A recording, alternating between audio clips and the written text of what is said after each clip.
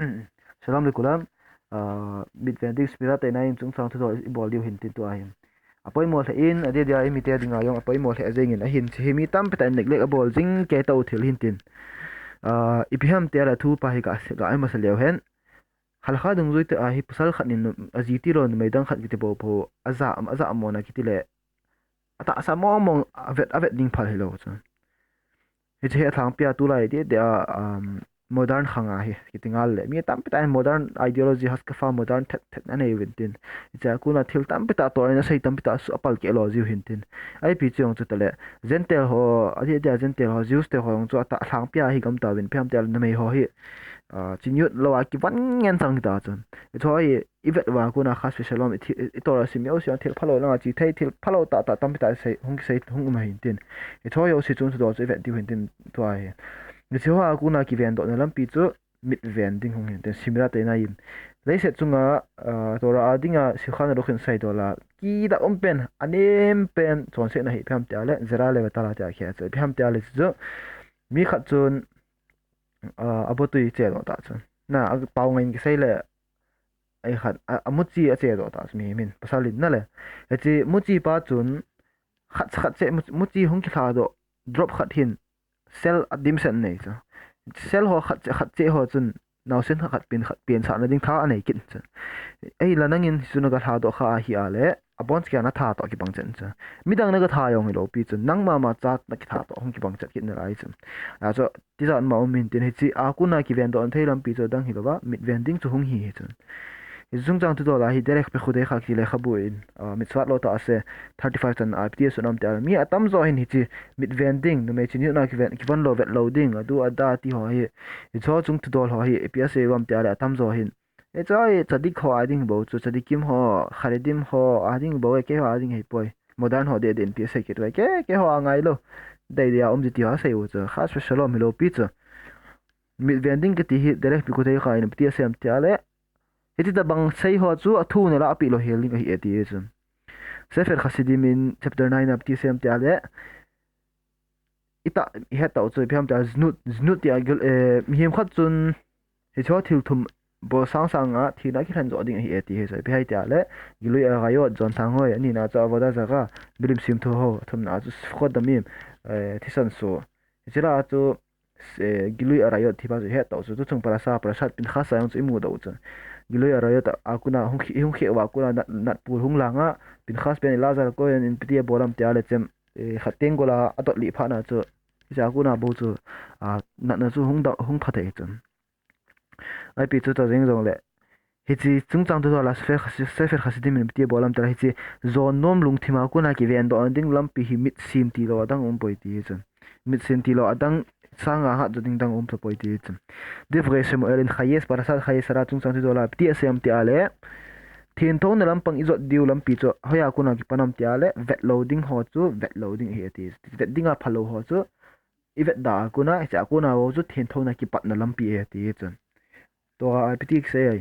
ki do shim ti yu ki go de shani ke ma ka thin thon zin a chun nang ho thin thon ben ti cha a shem lampi manon diwa thin thon na ngai cha chu theng thon na pa chu nangin langa na phona vet loading na vet na kun pi sai na mi he so ke chu alo na po don ting ta le na mei ho na ga vet le leo dai le che khas fe salom choi ki da o ma thil ngin chang chun cho a kuna cho hi ki ben do ma sat pending hi thil pai mo ta hungin tin al sheikh in pasat al sheikh het ma bang so sadik len ta khat na hin tin ma hin pasat no aksung tu la pti sem te ale chadikim ho hin pathian lim le mel ak aput wa he ti chu ya chama hon pi bol wam ti ale nu mei khat hong tai tin yut lo se ma hong ki wana hong do khata chu ai ala amit asin loi chel jeng ui chun chuti hen jinam thi cho ji ta chu pathin lim le mel put theu chun sulkhan rukhin orak kaim 1 ptsm te ale chapter 1 siman alef ma pti hung sem te ale to hi te ka banga chu ipot do le ta chu nu mei khat hunga na loi ha the to na ke khat le wan loi te ha chu na mei hung do ong wa le ha chu adai su dai to vet to chu nangin na vet lo na mit na sip cha khianom cha teng ta le chu na loi ho in ki chadik sa hi te nan ti mai theu chu ai la sulkhan rukhin si ho masanga chu na za cha lo hil ding hi ti thip pet cha ai nop sei te ve ta ai hi la na bol chu hasem ding na bol hi na chu na bol na ki bol thim bedding na mit chu na sin ding phalo ti na vet lo ti he ti chu sulkhan rukha kuna direct hala kha hungin tin Iti tabang mi ho chun sefer tikun habrit sa Shmirat HaEinaiyim ga velew hen ips am tia le lampia ga po do ho yo season haulam bayong haulam haje yong ania man sa the he ti chun khasu salom izenam tia le aga po do ting ta le pi mu di hai nu mei ho kivan chi jinu na kivan lo ho amal do ge ga ho aga mu thei ta khasu salom khat ani na su tv athum na su poster ho ayong lim advertise zat zat ko jiu ki da ta ta ko jiu akyu tol tol an mei ho ko jiu khasu salom aban le athum ali na su pe hai ket lok ho yori flame du da chu akona ket lok hong ki pi ho a ho velew hen khasu salom ana hi be o te katina ala ya chu nu mei ti sai dam ki da ta ta ki van dim set setting jiu chu vet lo hili magazine ho alo ale newspaper ho jeng jong alo ale internet ho a so hi mo tham tham lo hil di chu ya chu cho chana ka bola hi ala khasu salom zo sai ma bangwa chu haulam bayon da naman sa thei haulam ha jeong naman sa thei he ti chu hitsuna ga vet kha kuna chu psm tiale na brain to la thaka ani a su se he ti chu ramba men hi khot shwa chapter 4 hal kha 4 na psm tiale egel mai theu chu e ka vet chu I pi khong a chon se da phat le pha ta chu ka to kha ban lo ti egel mai theu chu a hin la da volon na van sei kana za do kha chu phem namit na sina gari nan to le accident tho tho di he ti chu chuma banga chu na ka vet na le ka chon se lo den ti banga chu phat khat ting na ka chon se te te re chu he a chu kiven phat ngai tin or ha khai mi ti su nam ti ale he chung thudol hi pi avet nam pi avet to avet lo hi hoi ta aven phat lo wa hi ale lungel phalo agel lungel phalo gel lo wa lo hil ding hi ti chu so ten ta la chon se na hung thung te te ding hi talmud na nidarim masakhat nidarim daf damet nidarim chapter page 30 aptik se koi tapo do se mei ga ve yo si chun atai na chu chon se na thate te ding hi ti chun ya chu mi koi tapo yong le aga pot do ding in pam vela ga pot do ding om wa hi ale chira ya sei do yo si chu chom khat asim ding chu te hen lang le hoi ta thlagau to ta sa dinga mitven theina ding lampi hung thei ding zenam tia le bnei sakharin le khabu der rabilin ta na hin dir ma yong derek pe ko de kha pti sunam tia le e ho in puik pa khangwa kona dan khat na neu he ti cha yet cher hara ipidan hai pham he hin ipti seram dan khat ki tingal le thu khat hung ki person pe u khat neu he ti cha e pham tia le yet cher hara hin lampi dang dang zo se sang sanga zon nom na lampia kuna thil phalo lungger phalo na mei lampang thudola e cho lampanga hi ei khat nom di si do he ti cha aji chu hisuna bola kuna yong thil tam adang dang son se na yo si to hong kis gui mat su ke hi tai ti chu rishonim hon sefer hinukha mitzvat 387 tung thudol ptsm ti ale khat pita vayomer khana khon shema isera kho pi sei vai vayomer hashem al moshe le meod deber al bnei israel marta lehem vasulham tzitzit khon epsa la khon ולא תתרו אחרי לבבכם ואחרי עיניכם נבדונגל אותו נמית הו אמו הו דונגזוי הינתי את אסר אתם זונים תיצו איזינם תעלה נמית תו נלונגל ציצינה אז נתיאלה זונה תיצו נגה זון תיתי דינג היתי את זנות תיצו איהו איפאו תו יום גיבנג טים צו זון נדינג למפי הו זון כיתי הו איפאו היום איבית פאו היום זנות תיה כהנתין אפילה Ezu hoita hiti mitzvah chu mit vending lungel vending hiti mitzvah pai hoita na ven na bol na hoita na ni na hi ale ipti hai Hashem henga na ga chon sit akuna na ki veng jing ding hi ati chon ipi sein ham chon na mit hoita na ven jinga hoita thil phalo na vet da hi ale hoita na mit chu na ven jinga hi ale chon set na la lu lo ding hi ti chon hiti chu khap ve na ga chon set kha hi ta ale zon chung to la na chang sia na tawa khas shalom na fona til phalo na vet na ti sei dam bit na ka su ke kha hi ale ibitiam ti ale su kha ve ma cha hi lo da an gel mai ti chon set na lien pen chu chin he diu kha chu ti zit a hi he diu kha chu air to na nang chi bola na thilo hai ti chu bol na hai chun es ai pi chu la ka avile hen hi chon set na hi khap ve na bol nge zon chung thudol mong chon set na ki phat hi kha ve na bola hi ale tam ta ve na bol tai ti so je chu khap ve na bola ko na chu satan hung lu na ding lampin hon pi hin tin ipi het vai dan thu khat pita khet khilo le ton muna kun bi hai avera gore re tavera ti chu chon set na bola kuna chu chon set na hunglut na ding lampi na han pi hi ti chu ya chu equivalent phat di hin ten che injo se ma bang wa chu safe ti kun habit sar Shmirat HaEinaiyim ma kuna hin ten tun sa ai ki dusha part 5 section 5 a pixnum ti 11 pasal khat chun ama dinga ki phallo nu me khat ti chu azi ti lo nu me dang khat aga ve na hi a le mo se ta bang hi jeng jong le a khut ta tora hungki pa shemen hin pe ta jeng jong le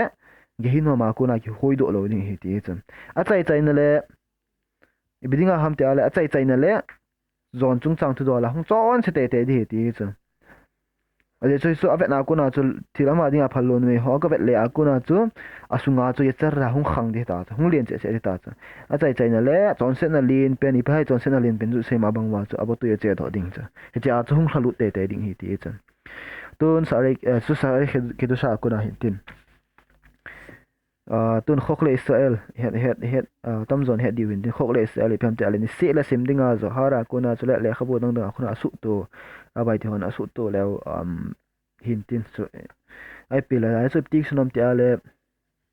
he chi chon se thudol hi alungela agol han pet la ya hoi ta ki ven phana hi ale aki ge ven phan ngai hi ti chon আজি string ta le numei phalo numei slikha numei phalo halo numei ama dinga ki phalo numei mong chu hi ti ga vet na kha se shlom aga vet na kuna chu ha ta ki ven phat ngai ni ti chu aki thing lewa ki chat ngai he ti ta bang chon se na kuna chun asu ti chu bol ta jeng jong le abana se na hi satanin pian bol de tai ama sanga hi numei ho chu an mu sa gut te na lai di chu string ta le chun an musa got te den ta la lungya la lungthim phalo an nei ding zo tin ta le abatui an che do te ding hitai ti hasbi salom ja kon su chon se na len ta hitai ti chan hita bana se nai namu thailo ham ti chan er to onan yong kum get a thin hona chu koi hai yehuda chadik ta ipui paul te la chadik loi ta yehuda ama ipui paul yakov het su ke yakov avinu ama cha te la adia leng dinga ki leng do ya yehuda Yakov yang cuhet ma bangwa chu ipui pa te la wa dia de thlen pen na hi chu je chu he so ke chu ama hi sel te ayong ke chu sel munyang minyong ama kuna hongki put na la hi chu etang ya chadik chapa yehuda achapa er to anan ichan ge chadik honditan ahin la het ma bangwa chu thina to lo chu banga chadik hi hon wanga chu ai khat abo tui a hla do kha hon ta jina chu thina to hon lo chu Hitiong hi he ti chu te epiti hai khat mabul noa khang la ya tui pi tui an len chu epi na hai hitla ya mi pi hon abotui na che do jit wa he ti chu zera le bata ti tin botui ti la angai be se hin zera le bata ti hin tin zera le bata ti chon se na ana chu jit wa chu khat tui chu an len hai chu ya chu ba na pi se am tia le koi ta powin lung nei heart nei lung thim nei koi yo se chun epia bol dhiam tia le hi chon se na chu chan iza re na bol kha atam ti pa chu agel ding hi lung thim phalo lung gel phalo ne ya kuna chi chon se na chu chan ge bol do atam ti pa chu het nga agel ngai a hi ti chu satanin tia bol dhiam tia le ama lu ke ka het lawa ka bol kha hi bove na ya chu ke lawa ka bol kha na ti swa ko ne ngai po ya du da hetia hi an thlap de ta chon ai la satan thu chu ge la hin ti chon adi chu mi chon si mo mo ke het lawa bol khia chu ipi ho ong ti a ki gel le chu a hin la mi chon se chon ya chu chon si hi ta na chu ibola hi ta bang chon se na pa chu ka bol do hai nu mei ho vet loading ho aga vet kha ta na hong hi chon hetia ku na chu ama acha ta dinga nale brit kodesh brit brit hi bola brit tia ki ham brit mila tia he ru chep tan ki ti he hasem ta ho ka kitap nai chu ji kitap na pa chu mi kha chun abrit an su se na zra la tala a hung khilo kha hi ale abrit dang chu asu ke khatna ani na chu ama acha ta he chu ama amu chi hung ki ha do chu ama acha te mong hi chu acha thi ho chu ki thali ta chu man hi chan ge chung se ai la semin ai ngai lu dan dan hi hi chi pa hin zo khat le chi za bang chon sin na bo pa chen zo khat le hung ki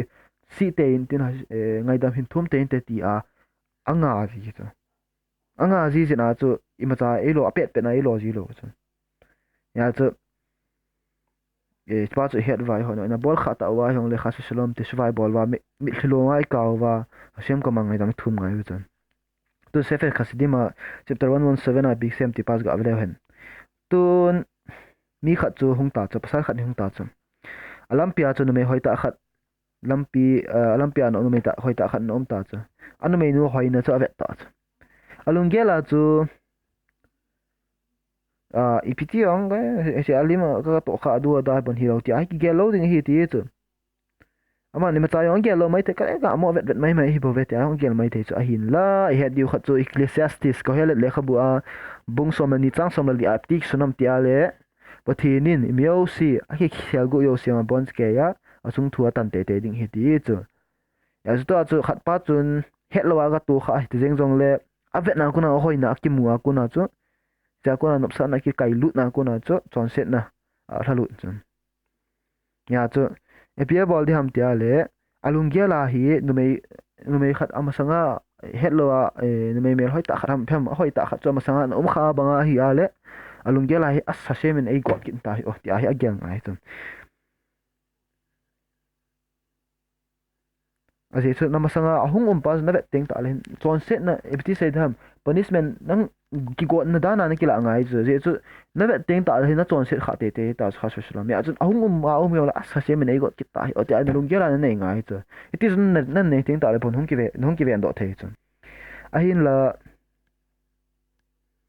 namasanga chu epti tam tia le mitzwa khat bol na ding chance na mu ale wang na ki pa ding hasem ko ma hasem ka masanga mitsa bol theilam pi nei koi pi sin ma ka thang ve tia mitsa hasem ko ma ki pa thu sei na lai di chun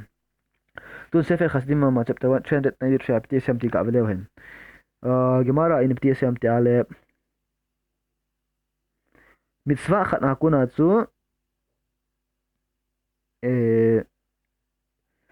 thil phalo na bol do ding lam pi o ma hi ale te ga banga chu ti sei dham mun khanai na ka chi ri ta chu alawa le le chana khat pi le hen tulai hi piti tam tia le ade de breast le fo sunga hi khat ma chum umana rosh sana ni ting ta len uman ka chi no mu chu ma hoi ahin la cha kuna chu slom bai isu hung pa the slom bai hung pa do the chu slom bai set na hung pa do the chu je chu ama ka chi ring aji cha ina da la ding rosh sana in sunga ki pa ta se de raman khom di pe ta hin lai chu ai la in sunga da hoi ta pa ma ba ka pon do hi ale oman lang ka de la hi ale in sung to man khom the ta lo ding in sung thom hau di ta chu 10000 slom bai lim ta su set the chu ama chu mitwa ka bolet ya gel mai the hin la talmud yerusalmi a masakhat khalla 15 apti mu do thewam ti ale mitwa khana kuna chon set na hum podo thea hi ale chi chon si mitwa chu bol da pha hi zoi ti hi chum mitwa na khat lai hai pi ta chum numei to zinei na ta chu kichen na ta chu numei to pasal hung kichen hon di ta chum ale islaya chu ichi zinei na ina chu khatuna ki bol na ina chu numei tam ta iti sei dham chinyu na hung kiwan to lo diu ta chu achuti chu a hi ale ama le ma chu iti sei dham aki ven phat zo loading thil a hi ale achi da pha hi zo achi da chu pha hi zo ti chu tun sefer khasdim ma chapter 1136 apti ki mo amti pas ka avele hen pathenin mi hi alim la amela asep heti chu hetilim la me pa chu nume akuna lim nume akuna nupsa na kai kitela lim imina mihimit hi ti sei de ham vanule sit yosi mutazeng zole imit hi gil yin la hi chu ya chu hi pa chu lim phalo ve na kuna nupsa na hi ka imit in nupsa na hi kai du na hi ale hi chon se na chu ka hi lut lo lai se a chule ama zong numei ho vet nom dinga ki sa lo lai se a chule zon nom na lung thim ki ti phat na kuna hlo bu a kuna a hlo bu hi aven phat lai se a alim ama mai chu wana wa yeng ji he ti chu heti ta bang wa pa chu anei lai se a chu thila koi mata lai se chungai dimon tamatam thila tamatam ja de dia tu lai ben mi trim la ya hi thila khat la ngai chu he pa hi ebi chu lai chu ka se da phat le hen iza na ma umin ti thoyo si koi ma chan hi pa cha to kha thailo diu he ti aji chu aman amit ven phajina chu amaya kuna wa na sata khat wa he chu a hi mi khat chu ka chon se tai aga chon se ting ta le alim chu wa te lo cha e pha na chu mi su gam van til ho in adel so adel tau ding ai tek gi ta cha tun masakhet sota 9 gimara masakhet sota 9 bipsm ti ka velo hen ira bai te hoin ei hil dol win samson chun he chu simpson chun hashem amit na kuna hashem anga aga chon sitai ti ke ma bangin samson na pa ko min tin se na hi ke man filistin me khat timna ti khat kamu in lungse ten chin lang ei gala apin izinam tiale ama in azinam tiale ama chungin kalung alai na hi ti he chun hoya kunai mu ve judges bung som li tang ni isi ta chu tin me nu chu ga bet ta azina chu Palestine me no ga bet ta azina chu Palestine ho ma in ibi bol ta vai amit chu kal do ta chu hoya kunai ki mu thai ai judges leng te ho melachim bung som la gup chang som ni le khat itiksai ma bangin tu in Palestine te hon aman ovin amit chu akal do ta win hi tun aban wicket leo hen okhot chu dikim chu la sa okhot chu dikim sa kha te shuwa a iptik sunam veleo hen it is thil som ni le li hol a hi nga umin hi thi chu chinga ho a kuna chu te shuwa nei ding a hi ti sa je chu mi tam join chi agel nep ju he ti chu hi chon se na dana ang agel ji lo he tai ti chu i chol a thum na chan na pa ju phei nu mei ho ga bet ding ti pa chong hi ti chu a ji chu mi kha chu nu mei ho ga bet na hi ale a thil vet pa chu ima a phalo dana agel lo chu ka te ka to kha ban lo i pe phat lo na di ham ka vet se chu ti agel mai te he ti chu hi cha kuna chu agel da phalo chu pham tia le bamit bar som langa som bamit bar bung som langa chang som tham le ko a velo tu khail wa fem wa khai nei khem namit hole na lung sung le namit in na kai na lang in chi hi na ti pa cha pal ke hi tai ti chu tun makse khat me tun talmud yushalmi avda zaga 3:1 no shlikha talmud yushalmi megila makse khat megila bung khat no pes khat jo ai gayak sai na hi pe ham tia le Antonius amale ama brit milana bolton espana chu rabeno kodosh khat rabi yoda na sikwa ma hunga piong sai rabai kabila hi kakatan hi pha hinam tia aga do a hi le rabi yoda na sin ti don nai ipiti nang mila ka bet thedam ke mila jeng yong ka hin khwa ki mu kha nai poi ti chu chan ya chu rabi yoda na si theng to chan rabi yoda na si chu rabenu hak dos te em khe chu talmud yoshalmi awda zara 3:1 apitik se ebola rabbi yehuda na si chu rabenu hak dos irabai theng tho pat ya khe ham yosef chadik jeng yong ha chadik ki ti hak dos ki ti lo chu ahin rabenu hak dos rabbi yehuda na si hak dos te khe chu ebola ham tia le ahin khulung ke ya khabai cha mila amu kha nai lo he ti chu ton yesot ve soge sa awda le khabu saar hakole la apitik se mi khachun abrit avet loading aloi pa brit no vet pi loading he ti chu chat talmud mashakat sabat 18118b apti se rabi yosin tina se ti chu kahin khulung ke yen kamila ka brit ka chep ka ki mu khana poi ti chu tun ka fa sar le khabu ip mu gam tu ne khat belew hen leng david ala fa shalom ama nipti sem tela sam le khabu a kamit ka he mangin vet phalo vet na kuna pan na be thil vet na kuna kamit khe mangai ti chu cha kuna cha sem nangin kalam nalam pi a hin khone hin pi ti chu a chu thil tam peta hi mi min heading do chu pham tia le thil tam peta hi imit vet chung changa hi slikha thil tam peta imit vet dan thil mu dan thil vet dan ho ai hong ki kai the hi ti chu ya chu jing kai tho le pi vet masat pen ngai hai in sung vet diu ilung gelo pi gel diu hai in sunga Hashem au mi le ban le shira bon chi Hashem au me ti pa su gel dio ban dik ta le me su sai ka vet dio ta chung po do dio ta chung me su sai ka vet dio zo ten ta le pi gel do dio hai me su za halak me su za mi swa pa su gel do dio ten ta le chun pi vet ki dio hai pa ten ta le in sunga I khat fence pita tho get ding ti pa si mi swa pa yang gel do dio in sung hin da la ting ta le isi main point ta piam te le phat chang se atora gelding lam pi hung khat hung hi chu na chu in sunga ko nai hung kha ko nai vet yo si chu isa ko na tora to ki ma na gel do se ngai hi chan a chu ina ko nai hung pa do ting ta le vet sa na pya te ka banga hi hat ka mu ta chu bong han hat ka mu ta chu sa theng khat ka mu ta chu hi sa theng chu na mu a hi ale hi chi hi a shemin a henga sa theng ho thil to dinga an put to en pi sa o hi chi mitwa pa chu gel do nga chan steng ta le sathing lo mu a hi ale nya phal lo hi ti pa mitwa chu gel do dio hi cho a ku na hi amit ta mu yo sia ku na mitwa gel do sa na chu amit chu thien thona pa kai di tai ti cha ni chung chang tu la sei pe na chu ka fe sarin khat nu mei zentel nu mei no mu a le ama ho to ki chen pi ding phal hi poi ti pa ni gel lo chan nga hi ti cha ya chu mi khat chun thil theng avet lai se a hi abana se nai mi khat chun thil theng avet lai se a hi amit hi thien thona in abop a hin la vet lo ding vet phalo ho alwa le zentel no me ga vet na hi ale thien thona ki da om ta len ta ha ki zob lu hi ti chon ya chu khamim ho ben ti sem ti ale hi cho a kuna ki ven phat na dinga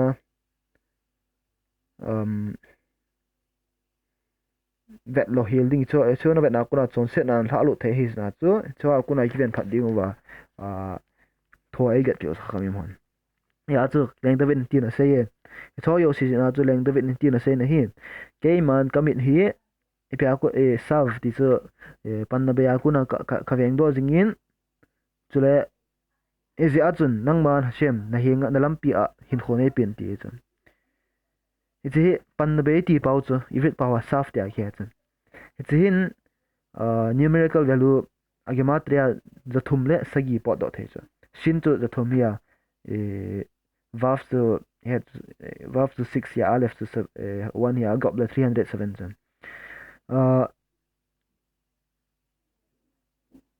ichi chun ipi hung po do the hai sin alef vav a kona chu sifkhat zera full form sifkhat zera hung po do the chu chung na yong chu satan zinu lit I mean ki phap ki sei do ngai lo he di hin ten he chi hin ama le ai khat ho anung zui ho si safety ki hai thi na that ho ti ai he cha ama chung chu do hi johara mun tam ta ki mun tin leng david in navtia sem te ale hashem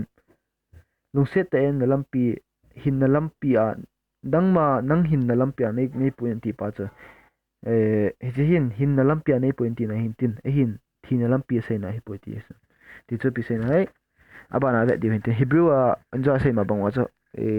shaf ki ti pa chu 307 to ki to in shin vav alef so i ga ma hi ale shin vav alef thumi cho letter thumi cho 307 to letter thum cho i got mal 310 point 310 cho pi to hong ki to ki nai carry kuf resh yut kuf chu zat hai 100 resh to 200 yut to 10 i got mal 310 carry to shaf pan na be to carry I mean ai khat hon ai bita agima tan hong ki to ta cha carry chu pi sai na hai khat bo tui che to ti nai chan tun misna in tsm tia le pathenin chadik yo si ko ma 310 ja se chu thum le som le set vanu le set chu thum le som a pi ding to chu chu a ko na se pi he do thei hai chadik chu ko ham tia le upgrade veng pa che veng pa thil phlo ve lo pa spa chung hi tin hi ja ko na chu pi hin khat do thei ham tia le pi hin kho do thei ham tia le koi ham tia le chadik chu abrit veng pa hin tin abrit veng chu goi ham saf velo pa saf ti chu pe pan na be velo pa ti chu vet loading phathil phalo ho velo pa he chak su bola hi ale pian mu de hai 310 le set chung 100 le set za thom la som jen amu di he ti chu ang lung ding le set na ma in tun ka fe sa ma chapter 16 up tik se kamit na hin sam bung zale som la ko chang za khat le som thum la gu ma se hin tin kami na ko na tui vadung along hla jing in hi ti chu aje chu ama ho in na tora zui po bin hi ke ma na tora zui po bin he ti lo pi chu ai la ama ho in na tora na azui lo jen kami na ko nin along hla e ti chu pi sai na ham ti chu question chu bola david leng pa in chu ke man kana koi lo ke man tora kana zui lo jin na ti ding dol chu ama ho na ti chu ama ho chun ko ya sai na hai enjoy iti masa ai sai pau chu kami na ko nin vadung along hla jing e ti chu chule ama ho in tora zui po ve ama ho an ti chu amit ho cho sai na he chu min hon tora zui lo chu pi sai na hai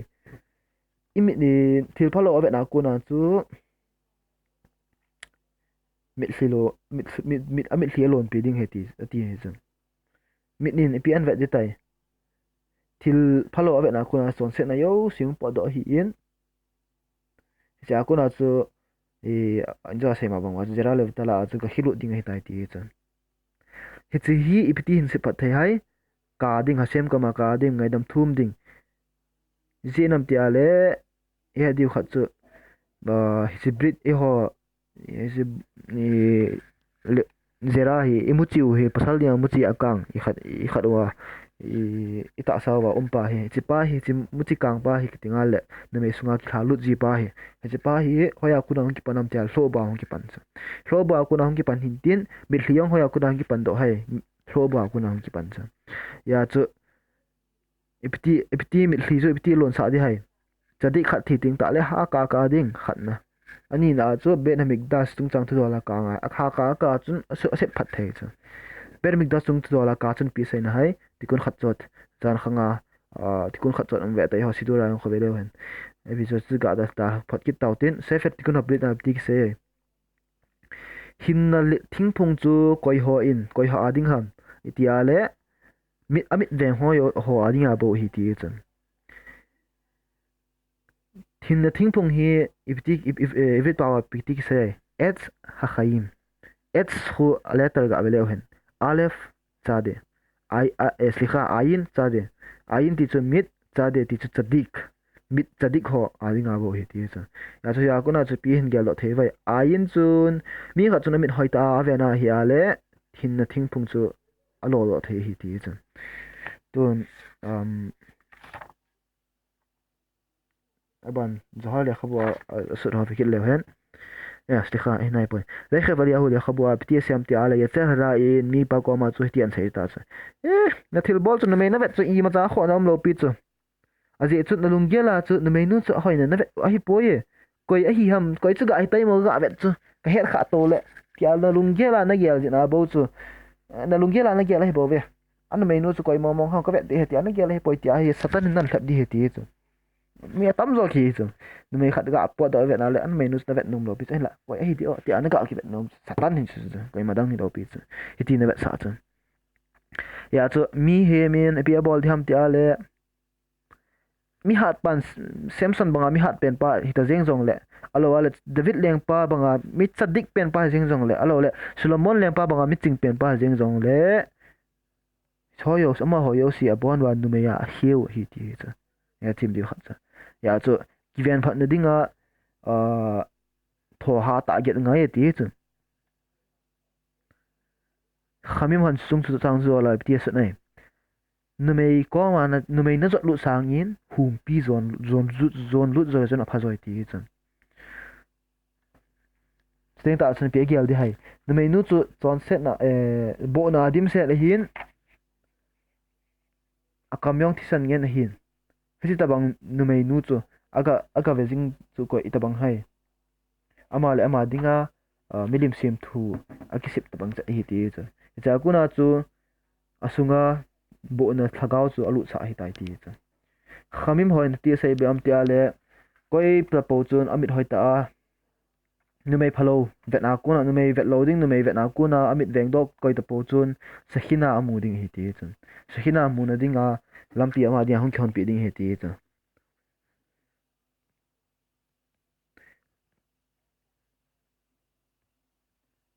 mi khat chun hoita a hi chi lunggel phalawa kuna ki venjin chi numei ho lampang chu dola lunggel phalawa kuna ki venjin ngai na hi ti chu chuti hen chuti lo wa hela te flun vei lo be ma ki heading hi ti chu e bola ham tia la sul khan ru kha ora khaim bung som siman 38 safe dalet safe for ft sem tia le koi to bovin te flin aveting ta le lunggel phalo agel lo hil ngain a hi ti pa chu akiti the ngai na hi e chung chang thu dola rama ala fasharom je khan chadik liwa kha aman ti sonam tia le kol bomina sona mi khat chun lunggel ta bang lunggel phalo anei da nei dinga kuna ki ven do zo lo dinga hi ale te flin avei ta pha zoi ti cha zoha le khabu a pasal ki do shima pti sem ti ale izil do dan dung zui wa chu pasal khanin numei khat hoi na avet na hi ale numei khat hoi na amel hoi na pa ta sa hoi na pa jo ga vet na hi ale avet ding phal hi poi ji nam ti ale hi chu avet na ku na chu asunga lungyal phalo hung po do ding hi cha ku na chu hi sa nga se zo chon set na ga hlulit ga hlu ding hi ti chun rabbi shimon yong chu kha ve hi aloi te ho in anu nga zuin kho khat na ga chi na wa hi numei khat amu po pa numei hoi deu khat amu po pa hi ale amit to lang avet pai pai ji hi ti chun chula aloi te ho ko ma hung ke hi be win numei nu vet lama numei o min hung ke hi be win ti a hi a pho ma sat ji hi ti chun ji nam ti ale koi to pawin numei pel hoi na suna ave ve chun zan ding ta le lunggel phalo anei te te ding achai chai na le ton sai na hung halu diu hin tin chen ama hoin hoi la ko ipi apal ki awam te ale nang ho dingin pathin ki khazol hi cho sem hi win ti a chu chi chon sit na pa chu ga pal ke o hi tai ti chan chule chi ta bang lungyal lim phalo ho agel pe na zinu to aga ki aga lup khoma hi ale hi cha kuna cha nei do ho chu milim ki khazola ki la he chan pasal khat dinga phal lo chu piam ti ale hi chi milim ki khazol ho alowa le gentle na mei avet ding avet jang ke ni phal hi pon ai lo le chi avet wa kuna dam na ai lo le thil phachom akila ding phal hi poi ti chan jan cha first part hin tin cycle se wa ma lang dam kan thumin sai do yo si direct ngai le do ngin chung hin tin aban tin ta le thusi moi ta ta yong in sei diu hin tin chan zo hi phanin tin semin sai do yo si chu imit hoi ta ven phatwa sitting ta le chun sekhina in mu theiwa bet hawik ta sung ki tun do lo lo ya alia hung chi lo lo theya bet hawik ta sung ki tun do in khuma ma wa hung ki tun do lo in ding semin fang ei bo pe hen lang samuel ben elkana chude khat ho rifka bat na omi chude inam sungwa damona nei yo si dam thena nei nei then ding nam wang semin wang ei bo pichi ta no le to darba